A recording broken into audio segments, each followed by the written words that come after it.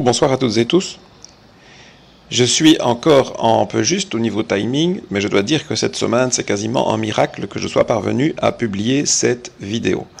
Il m'est arrivé quelque chose, rien à voir avec les oiseaux, mais une expérience nouvelle dans ma vie, pas la plus agréable, je pense que vous la comprendrez vu la couverture de ma vidéo, que je vous laisse aller voir si vous êtes curieux.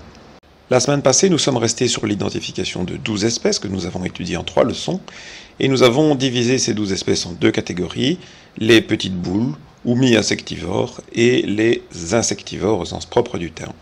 Alors, aujourd'hui, nous allons rajouter 4 espèces, mais pour une des familles concernées, nous allons nous étendre un petit peu plus pour des raisons didactiques et méthodologiques. Donc, aujourd'hui, nous allons rajouter un insectivore d'une famille monotypique.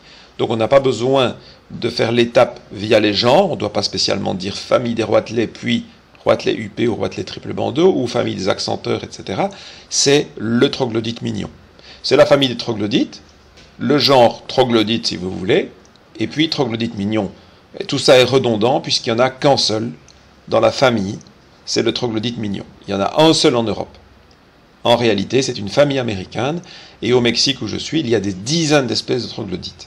Mais en Europe, c'est une famille qui est arrivée récemment d'Amérique du Nord, qui a colonisé l'Eurasie et l'Afrique du Nord, et donc il n'y a qu'une seule espèce. Elle n'a pas eu le temps de se diviser en plusieurs, c'est le troglodyte mignon. L'identification ne posera a priori aucun problème.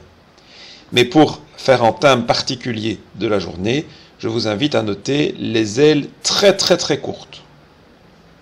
Une projection primaire quasiment nulle pour les spécialistes. Nous allons parler de la projection primaire dans d'autres leçons. Je vous propose également de voir un article sur le sujet si vous le souhaitez. Mais à ce stade, on n'est qu'à la 4e leçon, on est encore des débutants, eh bien on va dire les ailes très courtes. Et alors on va introduire le groupe des passereaux granivores. Tout doucement, puisque nous allons voir qu'une seule famille de passereaux granivores, la famille des moineaux, mais qui n'est pas une famille monotypique comme les troglodytes, c'est une famille où il y a plusieurs espèces.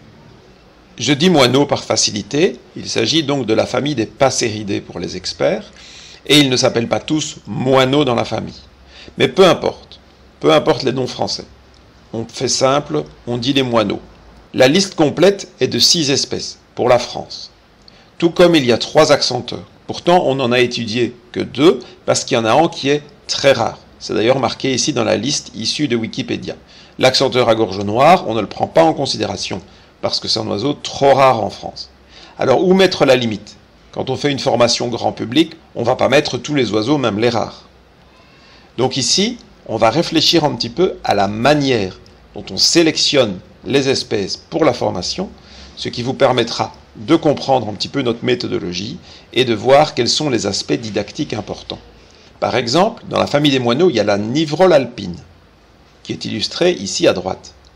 La nivrole alpine est un bel oiseau, de haute montagne comme son nom le sous-entend, et donc, d'une part, on ne la voit quasiment que quand on cherche après ou qu'on va faire des activités de haute montagne, ce qui n'arrive quand même pas tous les jours pour tout le monde, et d'autre part, l'identification ne pose aucune difficulté, parce qu'aux altitudes où elle vit, il n'y a aucun oiseau qui ressemble.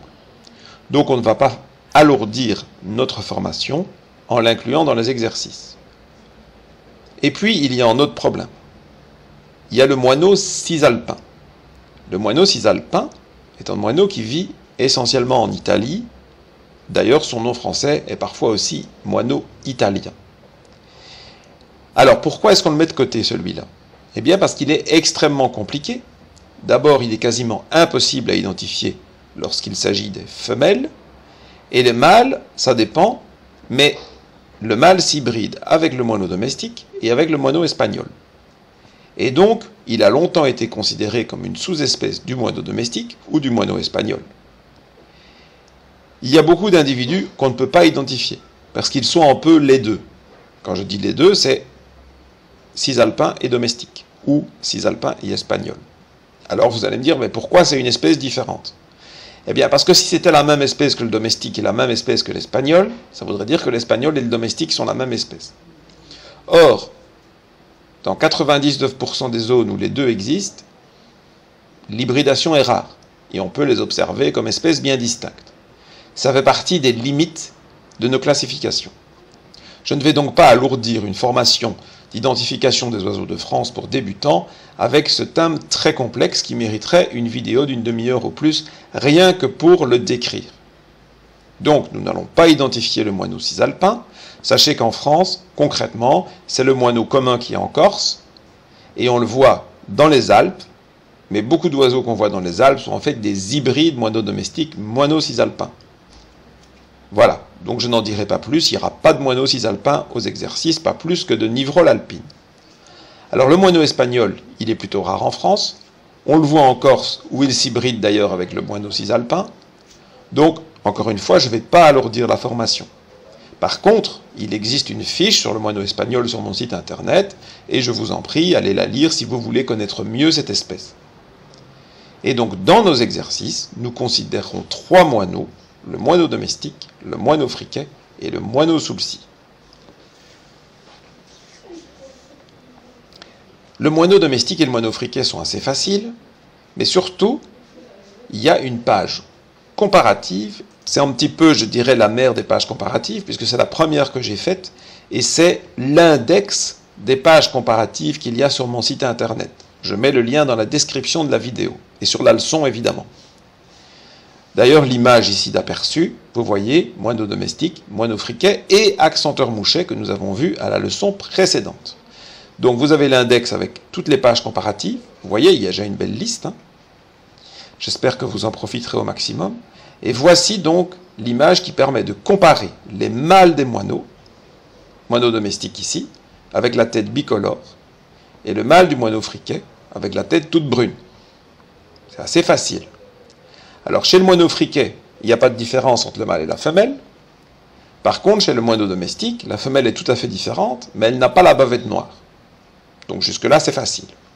Et l'accenteur mouchet est un insectivore, donc normalement, à ce stade, vous n'auriez aucune difficulté à les distinguer.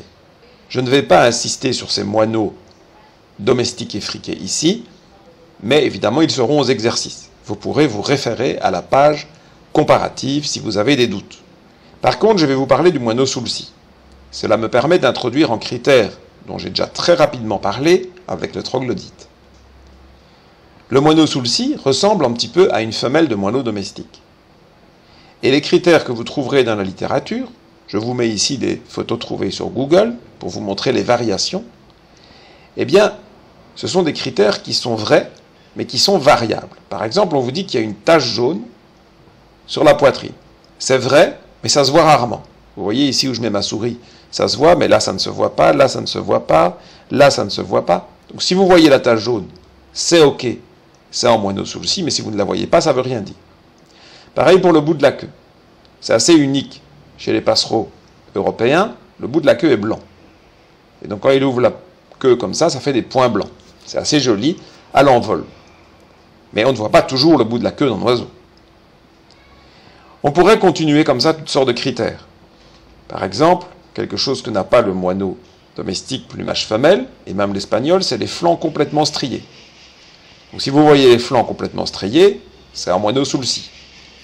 Mais c'est variable avec l'usure. Et vous pouvez avoir des individus sur lesquels ça ne se voit pas du tout. Et donc dans ce cas, ça peut être plus difficile. Mais je vais vous donner un critère qui marche à tous les coups, et qui se voit sur tous les oiseaux posés, sauf s'il est parfaitement de face. C'est la longueur des ailes. Je ferai une leçon où on parlera spécifiquement de la projection primaire, mais j'aime autant que vous ayez déjà été lire l'article très détaillé sur le sujet. Ce sera pour une des prochaines leçons. Mais regardez ici, comme ces ailes sont longues, elles sont, j'ai envie de dire, démesurément longues. Voyez, ce qui dépasse ici la pointe, c'est ça qu'on appelle la projection primaire, est aussi longue que le reste de l'aile. C'est ce qu'on appelle une projection de 100%. Eh bien, si vous prenez un moineau domestique, je prends ici une photo issue de Birds of the World, regardez le bout comme il est court, il ne fait même pas la moitié de l'aile, du reste de l'aile. Donc il fait moins de 50%. Eh bien, c'est une différence considérable qui marche chez 100% des oiseaux.